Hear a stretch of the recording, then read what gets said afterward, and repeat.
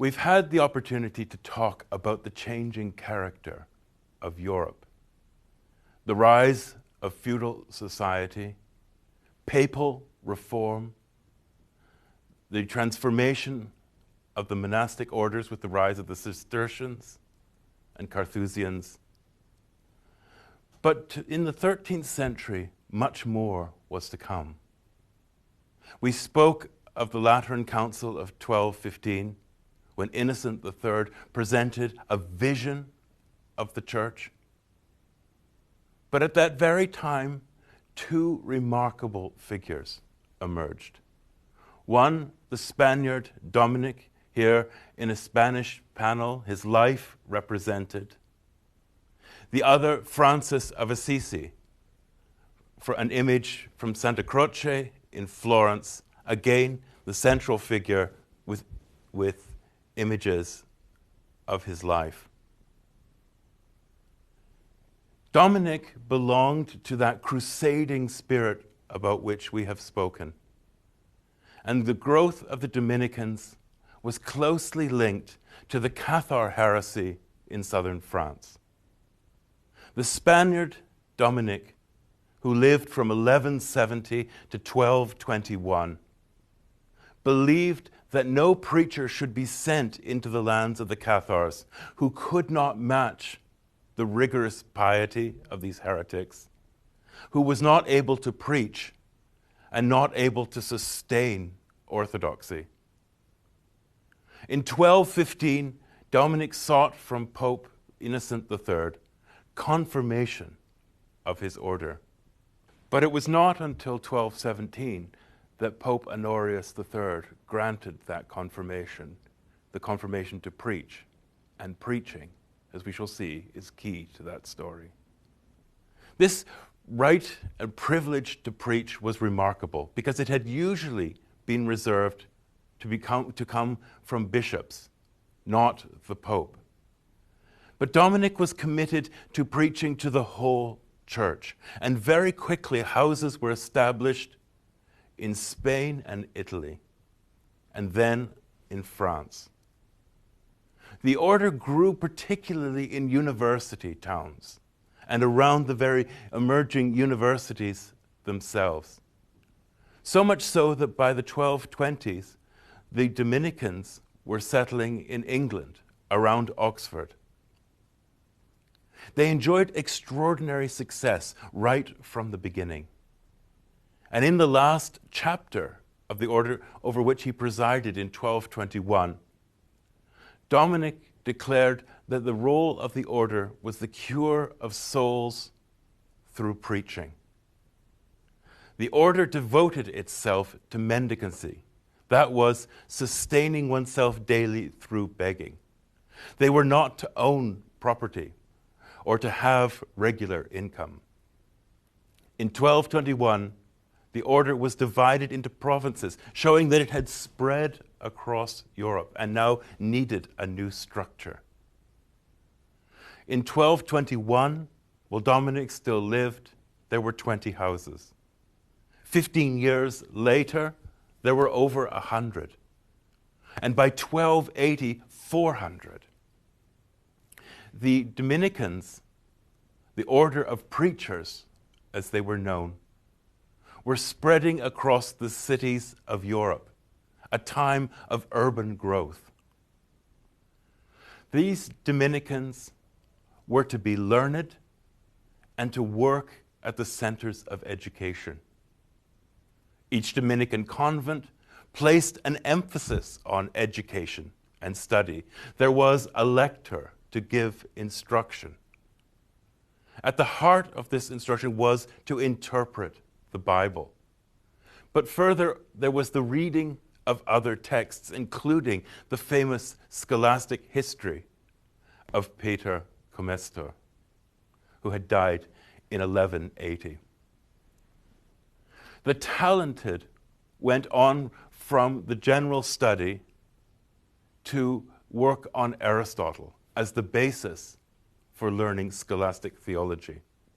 And the very best went to the general schools located near the universities.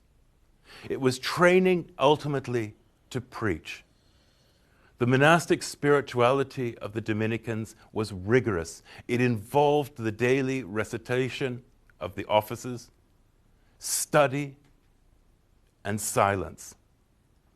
Academic work was a priority. And Dominic founded convents in his native Spain, in Madrid and San Sisto, and soon these convents spread across Europe, where they became centers of spiritual and educational reform. That reform and spiritual guidance was not simply limited to men, but was also offered to women who became increasingly involved in the Dominican order. Nuns, but also lay people, were drawn to this rigorous spirituality and spiritual discipline. And the Dominicans served as advisors, as directors, as mentors. Numerous female figures emerged, but perhaps the most famous was Catherine of Siena, who died in 1380. But there were many others. But this relationship was not uncontroversial. There were many who were deeply suspicious of female spirituality and of an active role of women in the devotional life of the church. There was also a darker side to this, and that was the Dominicans' role in the Inquisition. In the Inquisition, which had been established by Gregory IX, the Dominicans took the lead. And in France and in Italy, which were divided into parts, Dominican leadership of the Inquisition was led to the suppression, or at least was intended to lead to the suppression of heresy. Once again, it was the Cathars and other groups that were targeted. The Dominicans devoted themselves to the extirpation of heresy from the church. But to do so, they not only practiced the work of the Inquisition, they wrote the literature that underpinned the Inquisition and its duties. They wrote the manuals. So they were involved in both the tasks and formulating, in a way, the ideology of the Inquisition. But for this role, despite their great popularity that they had enjoyed through preaching, they acquired a harsh reputation. They were seen by many as bloodthirsty and for betraying the people through their activity with the Inquisition, and there were popular demonstrations against them. However, alongside their preaching, the inquisitorial work, one of the extraordinary achievements of the Dominicans was to produce the great theologians of the age, one of whom, Thomas Aquinas, we will speak about in a few moments. That relationship between Dominicans and learning helped them to become the center of the theological renewal of the church in the 13th century. What of Francis? Francis, who was known as the second Christ. He became the most widely venerated saint in the Middle Ages. He was born in 1182 in Assisi, in Umbria. His father was a cloth merchant, a business into which Francis himself was probably expected to enter. Although he was baptized with the name of John, he took on the name Francis. As a young man, he dreamt of military glory, and indeed spent a year as a prisoner. But in 1205, in the midst of a campaign, he heard a voice that came to him when he was seriously ill. And his life began to be transformed from the worldly pleasures that he had enjoyed to something very different. Ultimately, he would say, "I rose and left the world." He had a vision of a crucifix above an altar which spoke to him saying, "Francis, go and repair my house, which you see falling down." And after years of wandering and searching for his vocation, Francis became convinced that he was to live according to the form, to the pattern, to the way of the Holy Gospel. This meant, above all, the preaching of penance. There was to be contrition before sacramental confession. Francis himself was not a priest, but believed passionately in the sacraments and order of the Church. Alongside this was famously his radical poverty. He and his followers named themselves the Lesser Brethren. They were to wander and preach, and like Dominic, to sustain themselves to get their daily meal by begging.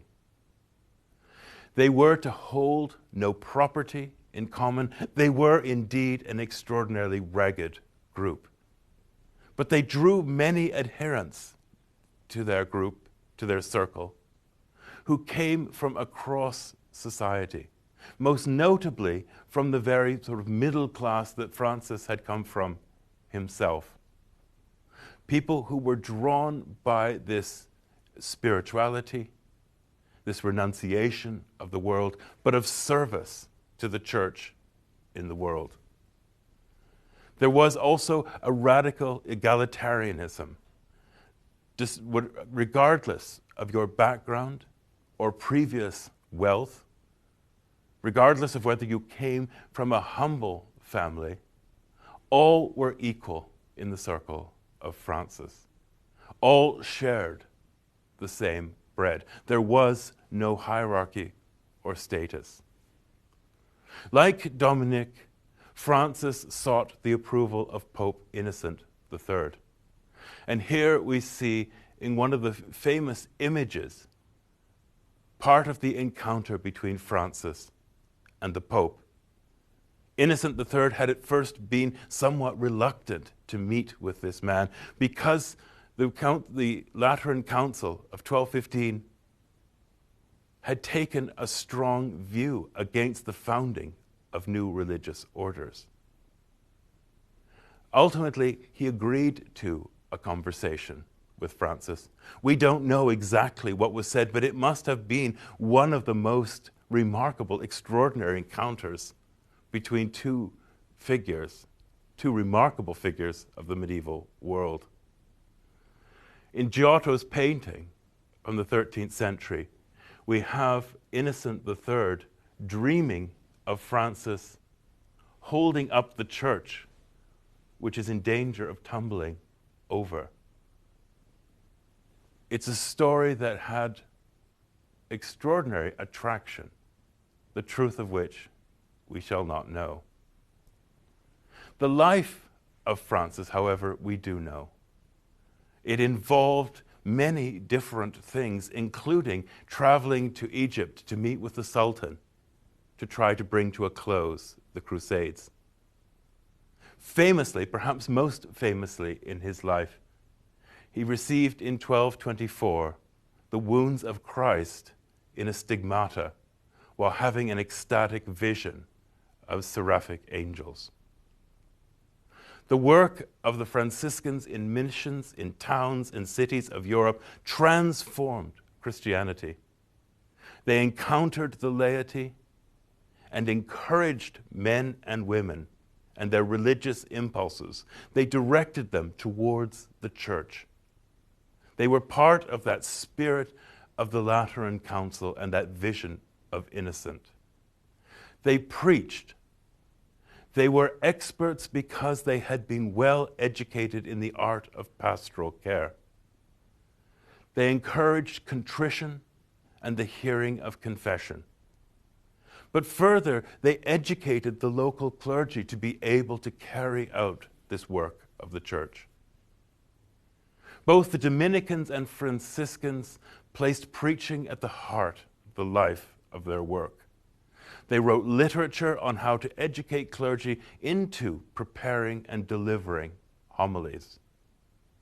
At the heart of preaching was the necessity of contrition and penance, followed by sacramental confession and reconciliation.